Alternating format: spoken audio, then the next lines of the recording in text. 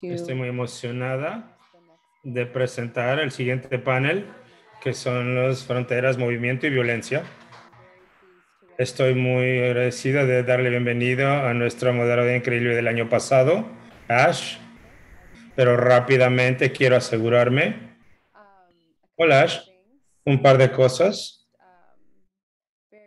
Entonces, brevemente, está ahí nuestro orden de presentadores que todos han podido ver, pero tenemos unas líneas que voy a leer brevemente, rápidamente. Es de el movimiento de liberar a Kashmir, que estamos muy afortunados de que somos parte de ello también. Entonces, con eso, aquí estamos. Sorry about that. All right. Again, from Azad Kashmir Liberation Movement. Entonces, del movimiento de Kashmir, cuestionamos prominentemente la infiltración de talibanes y afganos dentro de Azad Kashmir, porque fue dado una silla adicional dado al comandante Nasir Shah y la Asamblea de Kashmir Administrativa de Pakistán. Estamos cuestionando el 70% de disponibilidad de agua por administrador de Jammu y el Ministerio de Kashmir para el gobierno local y desarrollo rural en Kashmir Farooq Ahmed de PTI. El reporte es exclusivamente no verdadero. En realidad, los Kashmirs locales están viendo escasez de agua por los ríos. Hablemos de hipocresía. La mayoría de las veces hemos observado el apoyo constante de JKLFM, el movimiento de liberación de Kashmir por Pakistán, pero ¿por qué están tan silenciosos del acoso? Buscamos la literatura de JKF forzando el orden de oficiales más altos, como se nos ha dicho. La literatura es una cuenta independiente. Measures on the human rights violations that are continuously occurring. Entonces, only on the Indian administration. Entonces, solamente con el lado administrativo de India, pero más enfocado en la parte de Pakistán y administrado en Kashmir. Muchísimas gracias y ahora voy a dar la bienvenida a nuestro movimiento generalista Ash Yegu. Muchísimas gracias. Ok, entonces comenzaremos con las presentaciones de los panelistas mismos. Podemos comenzar con Nicole. Buenos días a todos. Mi nombre es Nicole Elizabeth Ramos. Yo soy abogada. Yo soy la codirectora de Al Otro Lado. Somos una organización de servicios legales binacional basados en el sur de California y Tijuana, México. Y estoy en la oficina de Tijuana. Y siguiente podemos hacer a Ali.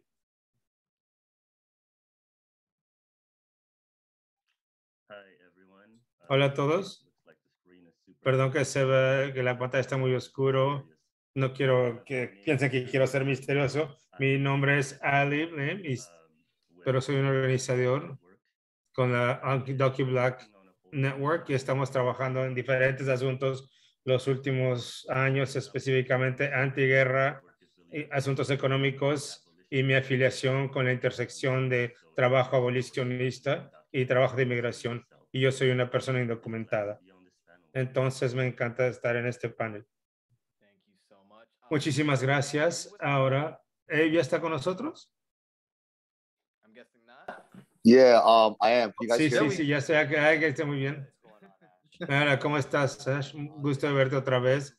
Muchísimas gracias otra vez por la invitación. Mi nombre es Abraham Palos. Me pueden decirme Abe. Yo soy el director subejecutivo de Black Alliance for Just Immigration. Nos enfocamos en derechos del inmigrante y trabajar con la gente negra aquí en el país, que son ciudadanos y no ciudadanos, ambos. Y gracias por tenerme aquí. Gusto en verte. Itzanaya, vamos a saber de ti. Hola a todos.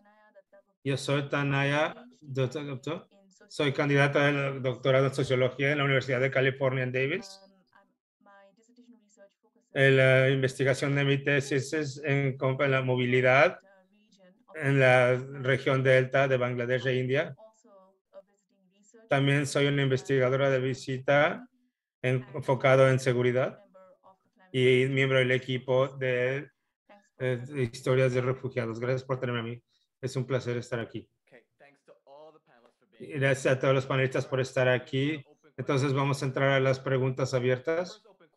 La primera pregunta abierta, y voy a escoger hablar a los nombres para que hablen, es en cuanto a la crisis de la frontera. La frase, hay una crisis en la frontera. Mucha gente quiere decir diferentes cosas cuando dicen esa frase. Muchos dicen que simplemente que los inmigrantes que vengan es una crisis en la frontera. Entonces, comencemos con Tanaya. ¿Qué piensas con esa frase, crisis en la frontera? ¿Cómo juegas un papel con la violencia en la frontera y los inmigrantes? Gracias, Ash. Es una gran pregunta. Voy a abordar eso desde la perspectiva de cambio climático y en el contexto de la crisis actual. Estamos viendo de que hay una noción enorme de que hay un espectro de millones de gentes en movimiento por el cambio de clima que está causando ansiedad en muchos estados y los estados están respondiendo con muchísimo más control de inmigración y cumplimiento en la frontera. Un ejemplo dentro del enfoque de mi trabajo es entre la región de Bangladesh e India. Es una frontera, tierra fronteriza de clima, porque no solamente es un punto caliente, pero esta zona tan sensible no solo conecta, pero divide la región tan enorme entre Bangladesh y Bengala del oeste de India. Esto se caracteriza por un lenguaje y climas alternativos e intensificar los ciclones. Entonces, como ustedes entienden, y el miedo de infiltración de muchos inmigrantes irregulares y no autorizados ha causado un proyecto multifasado durante este cuerpo de agua que cruza por todo la región a través del delta bengalí. En este contexto, para abordar esta pregunta, yo argumentaría la necesidad de ir más allá del mundo libre de la gente cruzando fronteras y que eso anima una retórica de la crisis en la frontera para reconocer y cómo las fronteras cruzan a la gente, especialmente comunidades y regiones relacionadas con clima y otras crisis. Entonces, en lugar de imaginar crisis en la frontera, entonces viendo periferias de las naciones y estados, ¿verdad? Tal vez tenemos que entender cómo las fronteras funcionan, qué trabajo hacen las fronteras, no solo fronteras geopolíticas, pero fronteras simbólicas.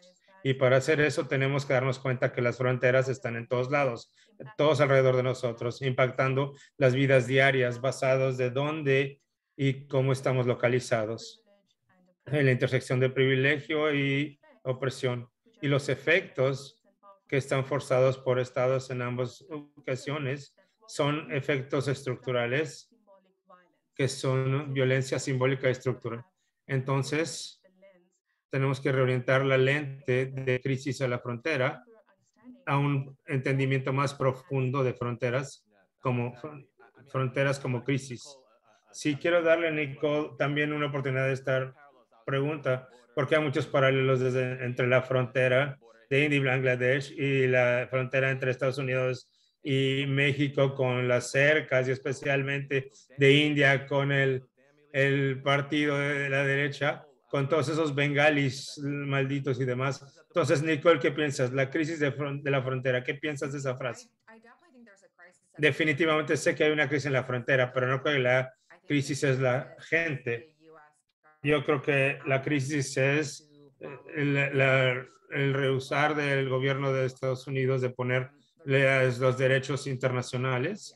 La razón por la que tenemos la idea de que la gente puede irse a un país e irse a otro para buscar refugio es porque nos reunimos después de la Segunda Guerra Mundial y todos nos pusimos de acuerdo por esto a través de varios instrumentos legales. Entonces, la idea de que ahora nuestro mecanismo de cumplimiento de la frontera está cambiando, lo que han sido décadas y décadas de la habilidad de los buscadores de asilo, entonces para poder accesar un proceso de cruzar, y además es una crisis de conciencia.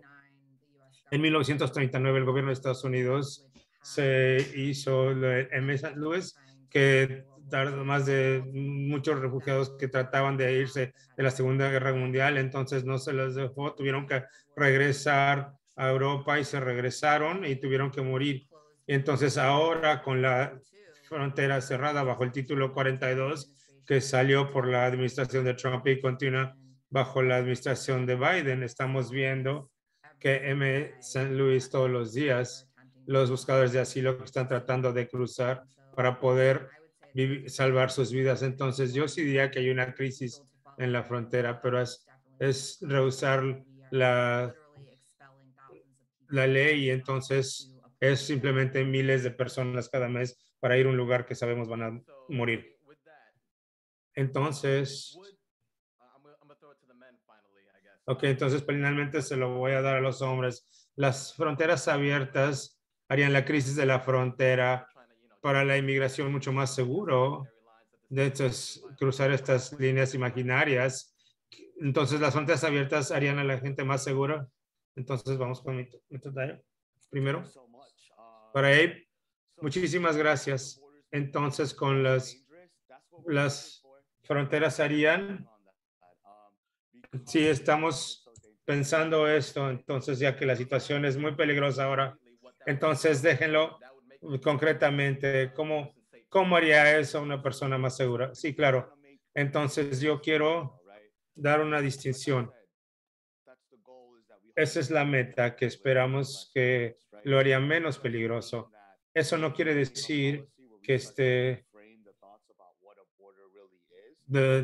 tenemos que dar de pensar lo que es una frontera, libertad de movimiento y de tierra. Entonces, quiere decir eso que ese pensamiento no es peligroso en sí mismo. El pensamiento de tener fronteras abiertas es peligroso para aquellos que quieren fronteras y hacer cumplimiento de estas fronteras a través de violencia. Entonces, digo esto para ser más realístico al respecto. Es que será menos peligroso y lo voy a marcar. Pero eso no quiere decir que llegar a un mundo sin fronteras no van a llegar por la violencia o que van a ser menos peligrosos. Entonces yo quiero hablar de lo que Tania dijo un poco. Tenemos que repensar lo que es una frontera y una vez más, parte de la frontera es una tierra, tradicional, estructura y hay parte de la frontera que es más que nada dentro del éter de ciudadanía y nacionalidad. Y yo creo que para la parte de ciudadanía y ciudadanía queda en la libertad de movimiento.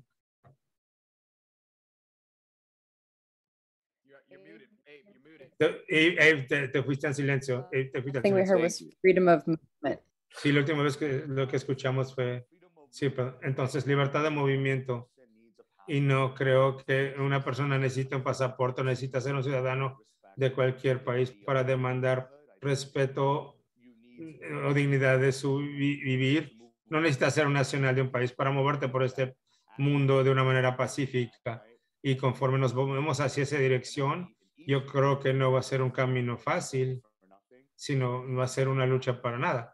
Entonces yo creo que al final la esperanza es que, y creo firmemente, de que va a ser mucho menos peligroso porque la violencia y el peligro que estamos viendo alrededor de las fronteras ahora. Y la segunda parte de la frontera es la manera tradicional de la tierra. Tenemos que empezar a la redistribución de tierra, dejar que la tierra sea trabajada por las poblaciones locales y empezar a ver que con los efectos del cambio climático, lo que tú quieras, estamos realmente interconectados. No necesitamos un punto de seguridad para que básicamente saquemos los ríos y las montañas y lo que tengamos. Entonces, para contestar tu pregunta, sí, va a ser mucho menos peligroso y eso es lo que esperamos. Entonces, por el peligro y la violencia que vemos ahora. Y Ali, yo te quería dar una oportunidad a usted también. Como yo le pregunté a él, si nos podría decir cómo es que fronteras abiertas haría que gente tiene más seguridad. Sí, no quiero no responder a esta pregunta, pero al mismo tiempo yo realmente quiero identificar el problema sobre el concepto de qué quiere decir fronteras. Por ejemplo, hay fronteras de la tierra que todos conocemos, pero fronteras realmente son cosas de influencia. Y una cosa que me parece interesante pensando el imperialismo de Estados Unidos es que así como Estados Unidos ha intentado empujar a gente fuera de Estados Unidos y crear las fronteras de Estados Unidos, las fronteras de Estados Unidos van más allá del territorio de Estados Unidos. Si pensamos en esto con relación a el crisis, por ejemplo, para migrantes, el Estados Unidos como que no tiene una frontera en términos de su manera de intervenir en distintos países. Con imperialismo no tiene frontera, aunque Estados Unidos siempre le pide a la gente a respetar nuestras fronteras, igual Estados Unidos como no le da ningún respeto a ningún tipo de frontera de otro país. Entonces, Estados Unidos está intentando utilizar su militar, imperialismo. Entonces, quería identificar esto. No es tan fácil, tan simple como fronteras. También tiene que ver con distintas influencias y poderes que tienen países como Estados Unidos. Ok, empecemos con preguntas a personas específicas, porque quiero que esa otra pregunta sea siempre presente cuando estamos respondiendo a preguntas, pero quiero empezar con una pregunta específica a Nicole. Nosotros podemos hablar sobre campos de concentración que tenemos en nuestro país y que el de Border Patrol hacen atrocidades diariamente a gente y hace que gente no pueda sobrevivir el viaje a Estados Unidos cortando botellas de agua si no tienen agua. Bueno, entonces la palabra genocidio. ¿Usted piensa que esto aplica a esta situación?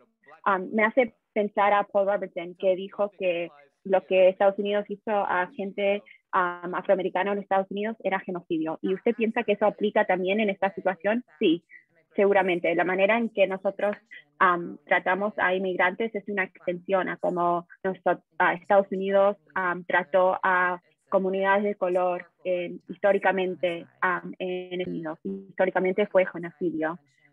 En la Convención de las Naciones Unidas de Genocidio, las condiciones de depravación son tan severos que pueden entrar dentro de la definición de genocidio. Y lo que nosotros hemos tenido sobre la frontera en estos últimos años con la separación de familia y la transferación de niños son condiciones de depravación que salen de políticas de administraciones democráticas y también republicanos, y estos son diseñados para asegurar que gente no pueda entrar. Y ahora llegamos a un punto en que mucha gente no tiene derecho a trabajar, y los que sí pueden trabajar no están trabajando en buenas condiciones y no tienen suficiente dinero para poder vivir una vida. Y la mayoría de nuestros clientes, por ejemplo, no tienen suficiente dinero para comprar comida, y las condiciones de salud médico también son terribles. Muchos migrantes tienen que utilizar organizaciones ONG para sobrevivir. Mucha gente vive en zonas donde no hay agua, mucha gente está viviendo en campamentos afuera, y además están viviendo en un estado de violencia en que hay criminales organizados quienes están buscando y persiguiendo a ellos, extorsiendo a las familias de ellos por mucho dinero, y además ellos están extorsionados y caen víctimas a asalto sexual y además de asaltos del militar. Y el gobierno entiende que todas estas condiciones son el resultado del hecho de que la gente no puede entrar a Estados Unidos y se tienen que quedar fuera de la frontera en México. Y todo esto forma parte de la deposición contra el gobierno de Estados Unidos. Yo me acuerdo que alguien preguntó, ¿usted sabe que tener esta política quiere decir que gente va a fallecer? Y el gobierno dijo, sí, nosotros entendemos y eso es lo que pensamos que va a pasar. Y con la Convención del Genocidio, Estados tienen la responsabilidad de actuar y gente tiene la responsabilidad de actuar cuando hay genocidio. Y yo tengo muchos amigos que me preguntan, como amigos que me dicen, yo quiero ir a la frontera y ayudar, quiero ir y ayudar y quiero hacer algo. Eso nos puede decir a todos quienes están acá, ¿qué es una buena manera de poder ir y ayudar a que gente esté más segura y que puedan entrar al país más? Bueno, yo no le diría a gente que vaya a la frontera porque es un contexto muy diferente, hay mucho militar y es muy fácil que encontrarse en una situación de peligro si no sabe qué está haciendo. Por ahí si tiene una conexión con una ONG que ya está establecido y ya tiene contactos en esta área. Pero hay maneras que usted puede ayudar a una situación en la frontera remotamente al otro lado, y otras organizaciones están tratando de mandar aplicaciones para parol humanitario para ayudar a que gente puede entrar a Estados Unidos por razones humanitarias, predominantemente para que puedan encontrar asilo. Y otra manera es que usted puede ayudar es ayudando a que gente pueda salir de detención. Todavía hay gente que entra sin inspección y a esa gente muchas veces le mandan a detención, y si no tienen un hogar, una casa para ir con alguien que tiene ciudadanía o tiene autorización para trabajar, esa persona no va a tener un hogar y no va a poder salir de detención. Muchas veces la única cosa que es un obstáculo para que ellos puedan salir de detención es tener un hogar a donde ir. Entonces, lo que sí diría es si gente puede abrir sus casas sus casas para que gente venga para salir de detención, y además ayudar a dar a organizaciones que ayudan confianza, especialmente lugares que están más aislados, donde no hay tantos recursos, y organizaciones que se enfocan más en las comunidades de color. Eso realmente es muy importante, ayudar a que la más gente posible pueda salir de detención. Ali, acabamos de hablar de aplicantes de asilo, inmigrantes negros, y nosotros queríamos hablar un poco sobre el imperialismo y cómo esto es algo que específicamente impacta a inmigrantes de color. Como nosotros vimos esas fotos terribles de haitianos entrando, y el CBP, los de Border Patrol, que estaban a caballo pegando a gente. Sí, específicamente yo quería hablar sobre el crisis de Haití. Una cosa que yo quería hablar, yo originariamente soy de Senegal, y una cosa que me sorprendió cuando yo entré a este país es que este país es un imperio militar brutal, y la mayoría de los ciudadanos no saben eso, no tienen entendido la manera brutal y la política brutal militar del Estado. Pero uno puede ver que históricamente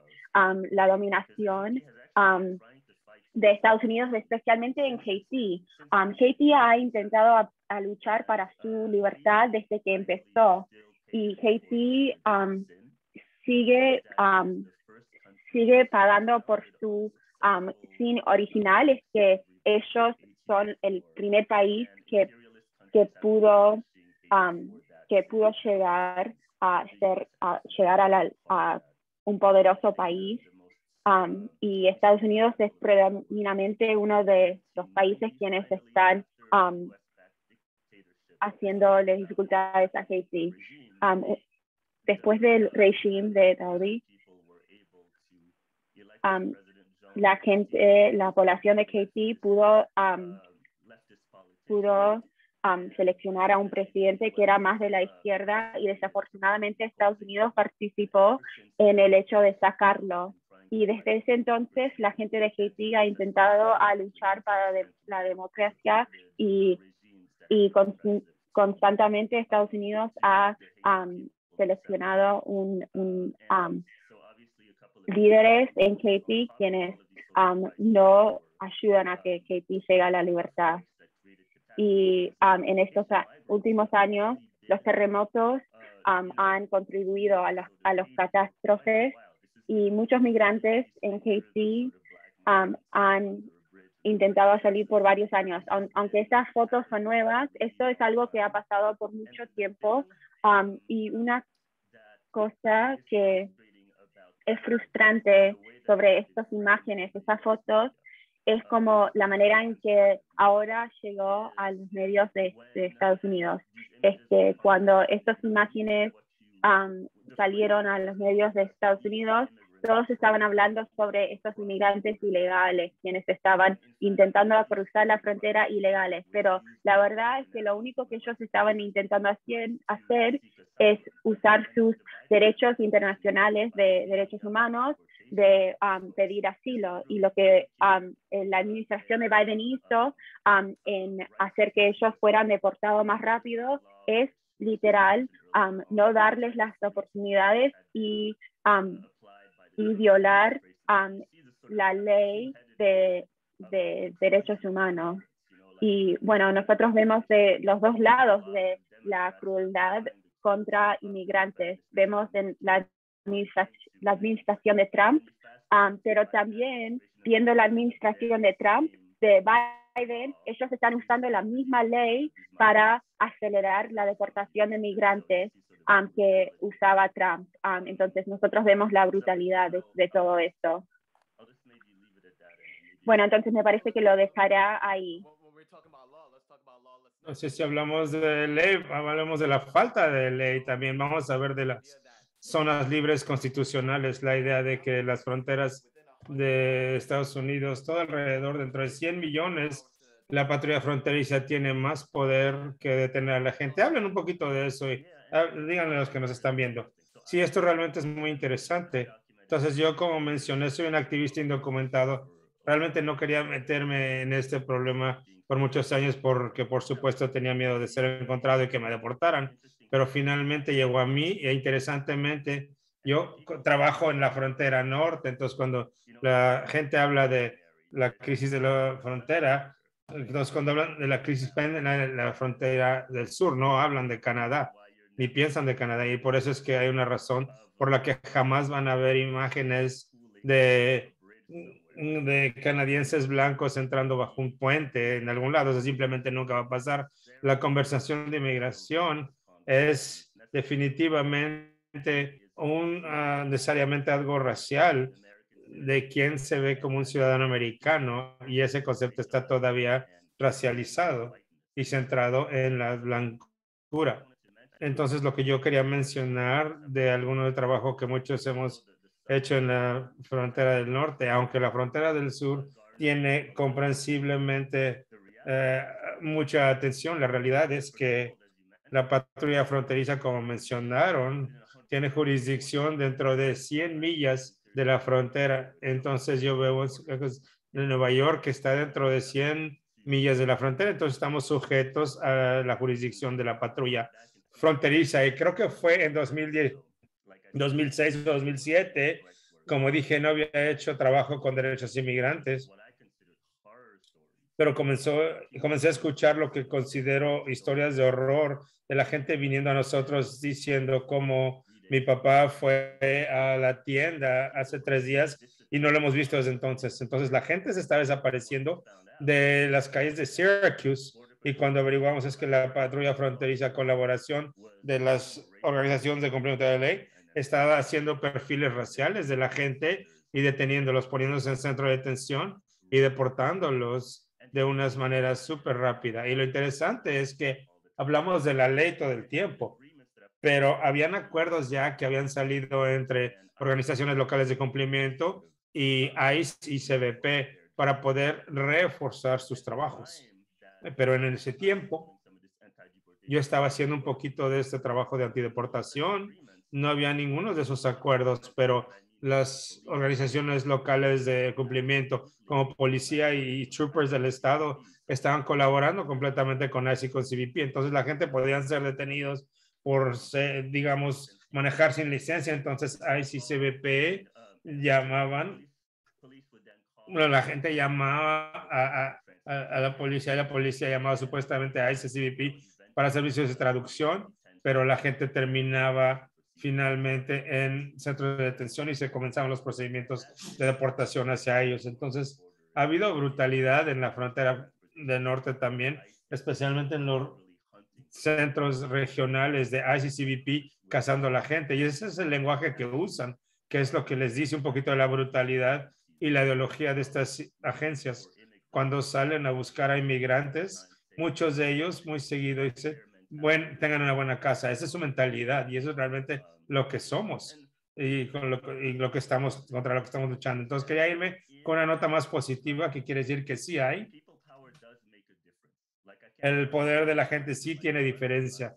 No puedo decirle cuántas veces hemos tenido muchos de nosotros que nos reunimos y nos hemos encontrado en centros regionales de transporte para protestar la presencia de CBP y ICE muy seguido, una vez que la luz está en ellos, sí se van. Entonces, estas deportaciones y crueldad sucede más efectivamente cuando no hay una luz en ellos, cuando se está haciendo en secreto. Entonces, el poder de la gente sí tiene diferencia. Pero la brutalidad de la frontera norte es tan importante como la de la frontera sur, simplemente se habla mucho menos. Quiero hablar un poquito del poder de la gente, entonces, déjame hacer unas preguntas. Vamos a ir a Tig en un momento, pero primero quiero preguntarte, primero, menciona las consecuencias a largo plazo, deportación, violencia estatal que se infringe en nuestra gente y qué es lo que has aprendido de tu activismo y luchar la violencia estatal. ¿Qué lecciones de poder de la gente nos puedes mencionar? Bueno, lo voy a intentar.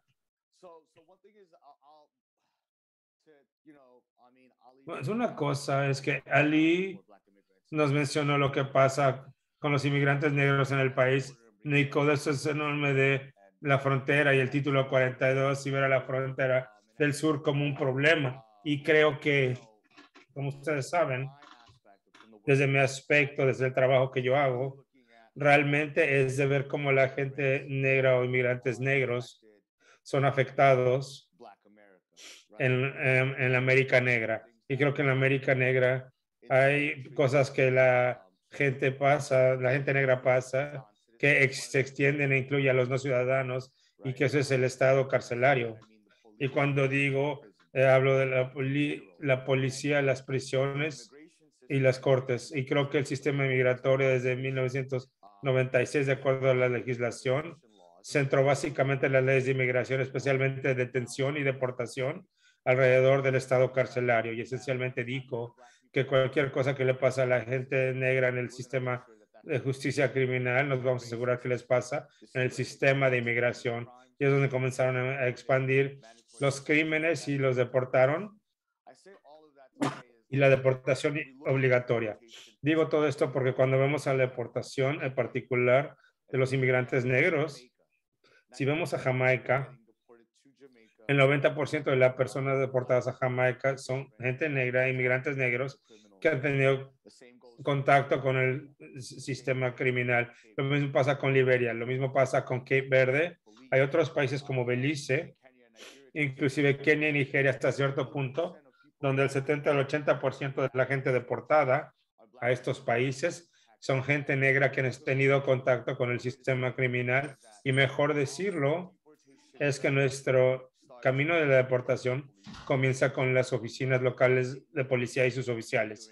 Y una cosa que he aprendido a través de este trabajo por un tiempo es que la ley que están cumpliendo es la ley de la supremacía blanca, ya sea aquí en este país o fuera de aquí. Y eso es lo que veo, y así es como yo veo una frontera. Es la frontera que está entre la supremacía blanca y todos los demás. Y yo creo que en la situación de la tierra lo podemos ver en términos de lo que está pasando en África y continúa pasando en África. Y es que empiezas a ver que todas las fronteras en África fueron hechas por europeos y ahora es la llamada Conferencia de Berlín.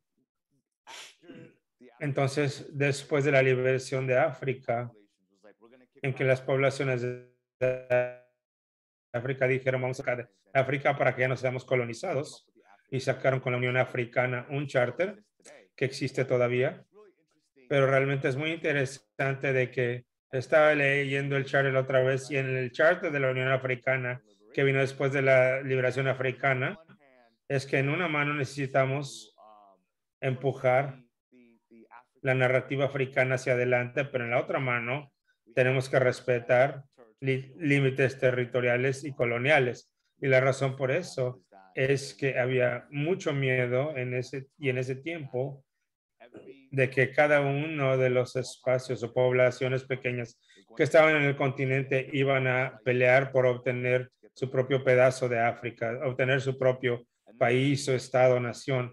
Y ese miedo que venía de Europa, básicamente, es ahora, es ese miedo que decir, probablemente debemos respetar las fronteras coloniales porque vamos a estar peleando todo el tiempo, pero seguimos peleando. Y eso lo podemos seguir viendo en Tigray, en el Sahara del Occidente, en Marruecos, y lo podemos ver por todos lados. Lo que estamos viendo, ¿verdad? Es que hubiera podido ser una mejor opción en ese momento con la Unión Africana de realmente decir, ¿saben qué? No respetemos las fronteras territoriales de colonialismo y simplemente resolvámoslos y a ver qué pasa, porque ahora tenemos un desastre muy caliente. Sí, definitivamente quiero dar 5 minutos a Tanaya antes de que hagamos preguntas y respuestas. Entonces, hablamos de colonialismo. Tú estuviste en India y Bangladesh el año pasado y después entró COVID. Entonces, quiero que hables un poquito de tu trabajo en India y Bangladesh y cómo el cambio climático afecta COVID, inmigración y colonialismo, por favor. Gracias, Sash. Y creo que parte de lo que ustedes están hablando y de lo que yo hablo va a ser una continuación de lo que Eva acaba de articular. Entonces, yo comienzo con la primera pregunta sobre COVID. Y entonces voy a hablar, cuando hablamos de la frontera, estamos hablando de fronteras internas que generalmente no son tan físicos y trataré de conectar eso con la violencia y su estructura, que es estructural y simbólica, y después traer la conversación para el camino, para el papel de la colonización. Entonces, más que nada me voy a enfocar en inmigrantes internos en el delta bengalí que van y vienen entre las áreas rurales y urbanos. Entonces vemos la división rural actúa como una frontera, donde tenemos inmigración irregular y no querida a las áreas urbanas que normalmente se atribuye a razones económicas y empieza a sobrever pérdida de vivir inducido por el clima e inseguridades. Y estos inmigrantes que básicamente viven en slums urbanos, entonces se parece que ver en campamentos informales que se llaman normalmente ocupaciones ilegales.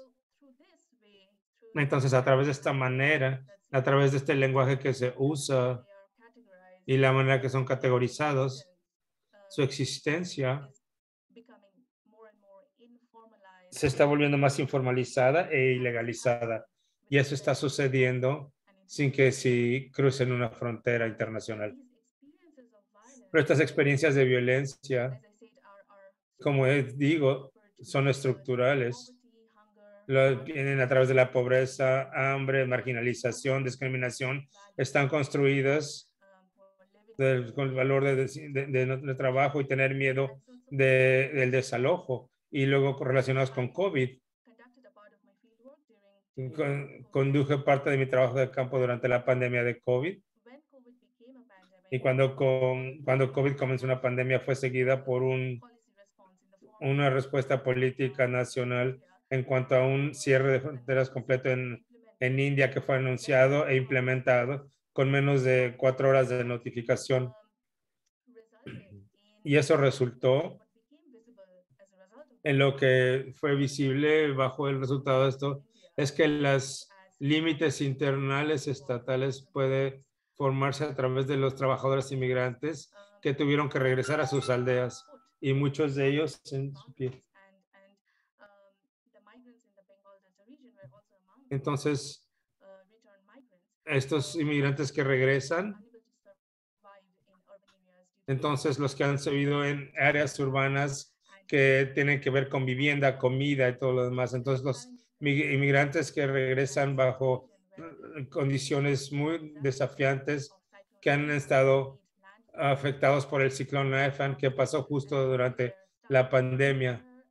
Entonces fue una de las crisis de vivir para estas personas. Entonces, quiero resaltar una falta de fronteriza fue de que la pandemia nos trajo una noción de una pared sin fronteras. Y entonces lo que vemos es que endurecieron las fronteras y restricciones de inmigración. Y entonces controlaron nuevas tecnologías a través de tarjetas de vacunación y contenimientos en los vecindarios, puntos de chequeo. Y entonces estaba compartiendo y efectos de frontera que impactan a unos más que otros, como los trabajadores inmigrantes, en este ejemplo.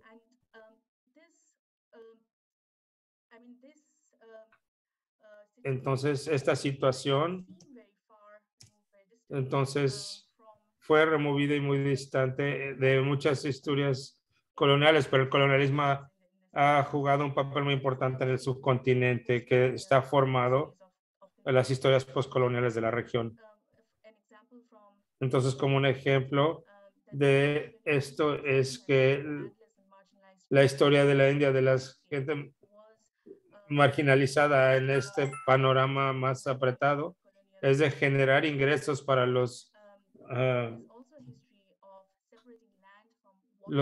gobernadores. Entonces se ha incrementado a través de tecnología burocrática y a través de que la tierra fue transformada a propiedad como una forma de capital, y esto fue a mano con la Administración de Movilidad Humana. Políticas, leyes y prácticas han hecho una sombra larga, entonces, para controlar la movilidad de la gente y estas fronteras. Entonces, quiero tocar un poquito de otro ejemplo y trataré de ser rápida en el interés de ser más rápido. Y este es de Kashmir.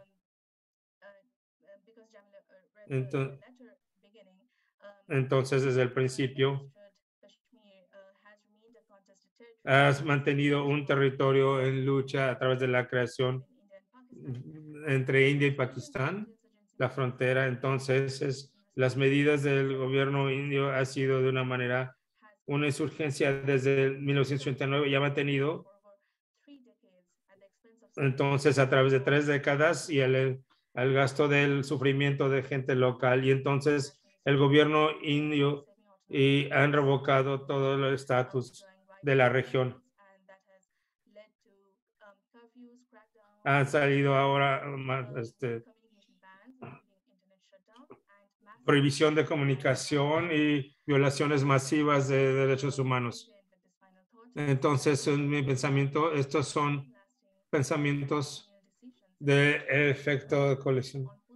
Entonces, en cosas postcolonial, entonces es para democracia, derechos humanos y justicia. Gracias. Muchísimas gracias. Ok, bueno, entonces ahora vamos a entrar a preguntas y respuestas. Y queríamos mirar el tiempo. Casi llegamos a tiempo. No, perdón. Tenemos hasta 3:30. Nos queda 15 minutos, entonces estamos bien. Entonces vamos a ir con preguntas y respuestas. Muchísimas gracias a todos. les quiero recordar a todos quienes están acá que hay un botón abajo que dice Q&A. Si lo seleccionas, podés poner sus preguntas ahí y queremos, bueno, hacer preguntas directamente a los panelistas, los oradores. También si tienen comentarios, pueden agregar también, pero preferimos preguntas. Les vamos a dar un poco de tiempo para poner preguntas ahora, pero yo tengo una pregunta que yo pensé mientras de que todos estaban hablando.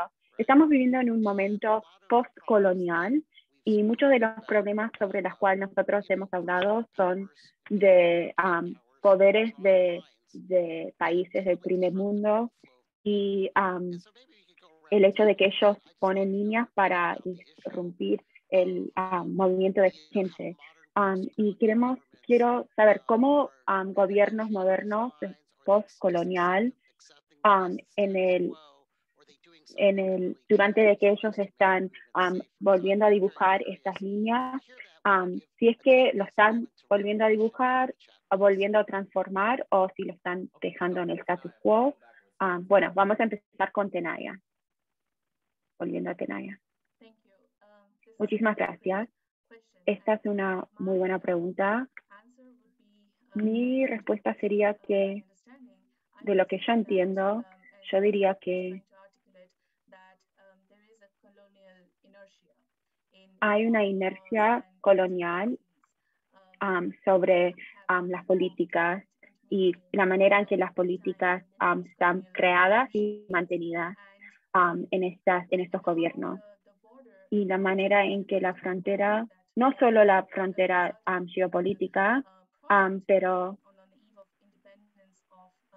y como en India, por ejemplo, pero no solo ese tipo de frontera, pero también otros tipos de fronteras sociales, fronteras sociales y simbólicas, y que ellos también están redefinadas para ayudar a ciertos movimientos políticos. Y vemos que hay leyes que han mantenido desde el tiempo del colonial y que lo hemos tenido todavía actualmente, y vemos que los gobiernos postcolonial a veces mantienen o implementen leyes parecidas o políticas para controlar el movimiento de personas.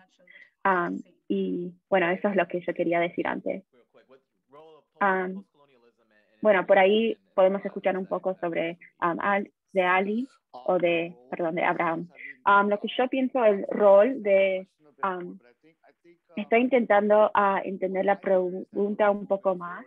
Lo que yo escucho es si es que nosotros estamos moviendo hacia adelante, si hay progreso o no. Y me parece que sí, en un nivel profundo, la manera en que estamos entendiendo cómo fronteras influyen económicas y políticas. Por ejemplo, en el contexto de África, toda la infraestructura fue hecho para robar la tierra y al mismo tiempo robar de la gente. Y esto nos va a llevar mucho tiempo para poder entender que capitalismo funciona de maneras de extraer de la tierra y de la gente. Y bueno, sobre el continente, estamos en África. África tiene 30% de todos los refugiados del mundo. Y bueno, esto no llega mucho a los medios, pero es algo que, como por ejemplo, como Uganda, es un país que tiene a muchos refugiados, y como cuando nosotros estamos moviendo hacia adelante, queremos decir sí, postcolonial, pero no en el contexto de que no hemos aprendido de la trauma o que la trauma nos sigue o que no hay trauma ahora, pero postcolonial en el aspecto de que sabemos tanto del colonialismo que ahora estamos intentando ir más para allá y no diciendo hay una frontera acá y cuando lo eliminamos ya vamos a estar bien. Es realmente entender lo que pasa. Puede ser que sea postcolonial, pero no es post-trauma, si lo decimos así. Ahora, Ali. Sí, una cosa rápida. Yo por ahí diría que no estamos en un tiempo postcolonial. Yo pienso que estamos en un tiempo de neocolonialismo. Y eso es un problema, estamos hablando sobre fronteras y países y todo, y un país que todos estamos viviendo en un país de capitalismo, y necesitamos hablar sobre el capitalismo y cómo eso ha rompido nuestro concepto de fronteras. La mayoría de países no piensan en términos de naciones o nación-estados, pero piensan en términos del mundo. Y para muchos de estos tratos que tenemos, en que estamos de comercio, estamos dejando a que cosas muevan de un país al otro para que sea lo más exploitativo posible. Y eso es contrario al entendimiento de migración que tenemos. Y también, mientras que estamos pensando de África, no es postcolonial, porque muchos de estos países siguen básicamente siendo controlados por instituciones más grandes como el Banco Mundial o el WTO, organizaciones enormes que entonces esto de independencia actualmente no ha sido logrado, y tenemos este balance en que capitalismo, este equilibrio en que capitalismo tiene el poder, y estamos como poniendo a que trabajadores estén luchando contra ellos en esta carrera para el capitalismo. Pero bueno, entonces yo no pienso que estamos en una era postcolonial, me parece que estamos en una era de neocolonialismo. Bueno, entonces ahora siguiendo a Nicole, la violencia en la frontera de Estados Unidos y México es violencia sobre migrantes y gente de color. ¿Qué impacto tiene el colonialismo aún ahora? Me parece que yo estoy de acuerdo con Ali, porque la cantidad de dinero que Estados Unidos manda para hacer que la frontera sea aún más al sur, realmente es impresionante. Le damos un montón de dinero a varios países en Latinoamérica, básicamente para que paren que haya inmigración. Hay mucha gente de todos lados que están viniendo de Latinoamérica, y en particular nuestros clientes negros, quienes están intentando llegar a la frontera sur, ellos todos hablan del hecho de que tienen que ir a varios campos, en varios lados, para conseguir información de varios sitios, de varios oficiales de distintos países, y muchas veces esa información va con ellos hasta que llegan a los Estados Unidos, y si ellos dan declaraciones que no son constantes en distintos lugares, realmente les impacta negativamente a sus casos. Y hemos escuchado que, por ejemplo, alguien dijo a distintos oficiales en su camino a la frontera, y esto resultó, y ellos dijeron que eran mayores de edad, y eso resultó que cuando llegaron a la frontera ellos fueran tratados como adultos. Entonces, el hecho de que Estados Unidos da los recursos a todos esos países para seguir a gente en las redes sociales y realmente vigilar a la gente, me hace sentir que no estamos en una era de postcolonial, y que estamos en una situación en que estamos tratando de prevenir a que gente venga a Estados Unidos. Sí, una vez más, Nicole, si nos puede decir más sobre su organización y todos los panelistas también. Sí, yo estoy al otro lado, y nosotros tenemos muchas oportunidades para gente haga de voluntario, especialmente si gente son abogados. Ahora estamos haciendo mucho con parol humanitario y ayudando a que gente venga. También estamos... hay problemas con el título 42, pero estamos también ayudando a gente de color y gente que tiene problemas de salud. Y bueno, sí, si ustedes pueden, quisiéramos que se forman parte. Bueno, ahora Ali, por favor, si nos puede decir cómo nos te podemos ayudar y con quiénes están. Sí, entonces yo estoy con el Undocu Black Network y ahora mucho de lo que estamos haciendo es sobre política, pero si gente quiere hacer trabajo con estos asuntos ahora, usted puede ver todos los impactos de violencia en la frontera ahora actualmente en detención. Entonces, si usted puede encontrar organizaciones quienes están luchando contra detención, esto es algo que ustedes pueden hacer. Yo aprecio que gente dijo que no tienes que ir a la frontera para ayudar, puedes ayudar de esta manera también. Ahora, Abe. Sí, ¿tú me pueden escuchar? Sí, Black Alliance for Just Immigration, para inmigración justa. Puede ir ahí para ver lo que nosotros estamos haciendo, pero como Ali dijo y Nicole dijo, nosotros, bueno, donde su ayuda sería lo más, nos daría el más impacto, puede ser también con una campaña individuo de una persona, una familia, quien por ahí necesita una petición o necesita ayuda en un centro de detención o en corte. Esto también es una manera que a la comunidad puede ayudar. Esto puede ayudar a parar deportación o también puede dar más energía a una campaña individual. Y bueno, ahora terminando con Danaya. Muchísimas gracias.